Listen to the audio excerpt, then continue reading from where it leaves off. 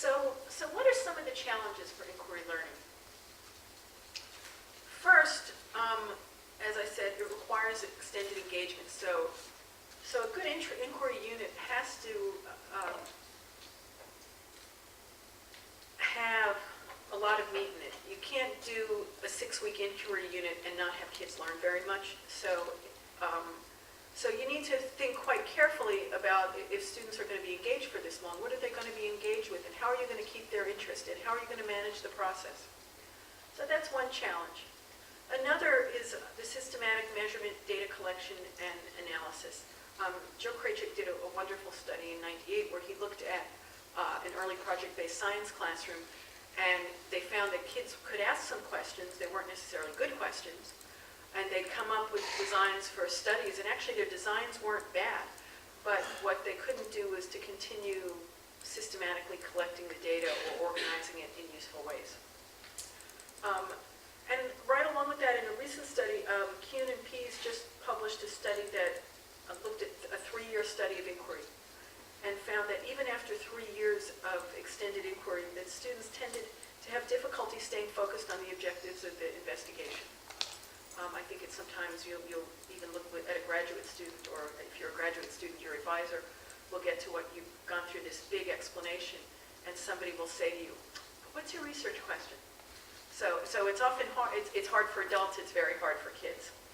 And then finally, I thought this was particularly interesting. So one of my working on this talk gave me an opportunity to catch up on some reading, and I was reading the Kuhn and Pease talk on the long airplane flight over here. And one of the things that they found was that students also had trouble dealing with interacting variables. Those were middle school kids. I've worked with medical students learning to design clinical trials, and they have the same problem. So it's clearly something that's very challenging. So to help deal with some of these challenges, we need to provide support, or what we in learning science jargon, scaffolding, that will enable a novice to achieve a goal that they couldn't do without assistance.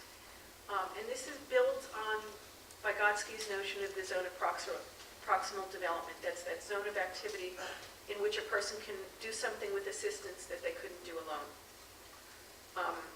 The original conceptions of scaffolding were social, that some more knowledgeable other would be tutoring them. So it was a tutor playing with blocks, or with a child playing with blocks, not the tutor playing with blocks, and being able to adjust his feedback to what the child were doing. More recent conceptions add technological dimensions to scaffolding to guide inquiry. And some people have argued that as we build these technologies, these scaffolds actually do embed human expertise into them, but one of the things that most of the technology doesn't do very well, if at all, is do this kinds of adaptation. So I think when we think of scaffolding, we tend to think of it as a system that includes both technology and the human facilitator.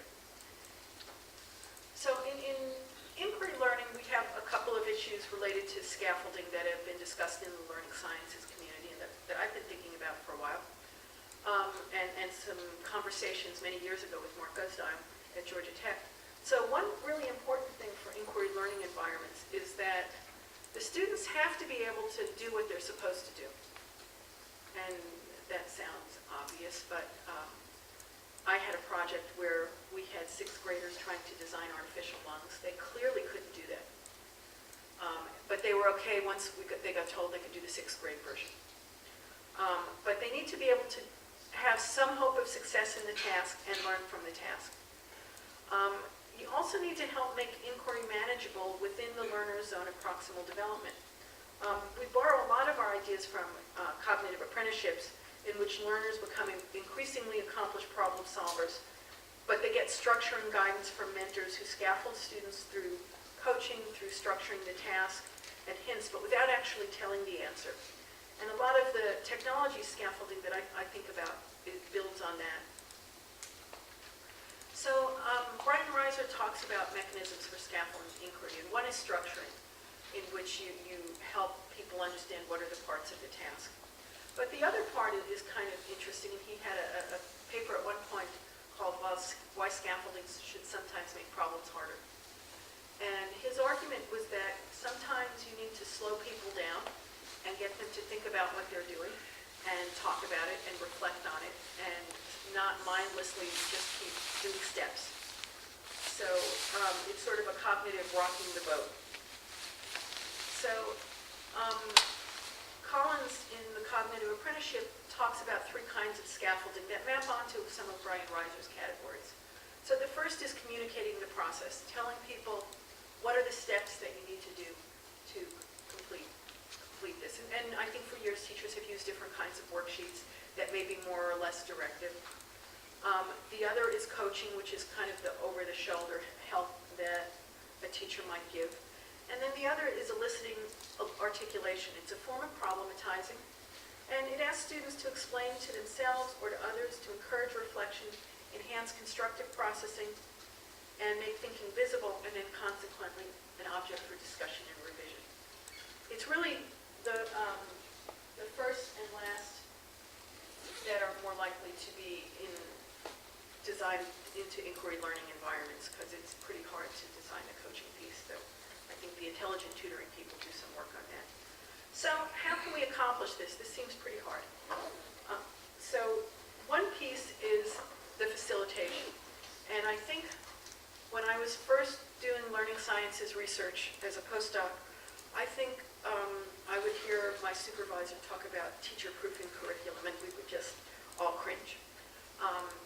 I think one of the important things is to really build on the teachers, because they're a really important part of this.